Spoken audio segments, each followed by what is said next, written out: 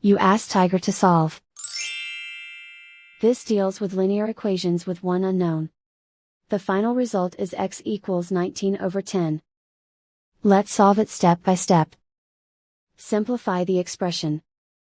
Multiply the fractions. Break up the fraction. Simplify the fraction. Expand the parentheses. Simplify the arithmetic. Expand the parentheses. Simplify the arithmetic. Group all x terms on the left side of the equation. Add 3x to both sides. Group like terms. Simplify the arithmetic.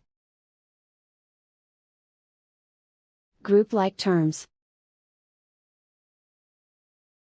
Simplify the arithmetic. Group all constants on the right side of the equation. Subtract 5/2 from both sides. Combine the fractions. Combine the numerators. Reduce the zero numerator. Simplify the arithmetic. Convert the integer into a fraction. Combine the fractions. Combine the numerators. Isolate the x. Divide both sides by 5. Simplify the fraction.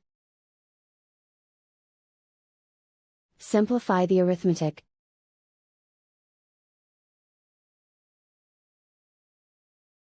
And so the final result is x equals 19/10.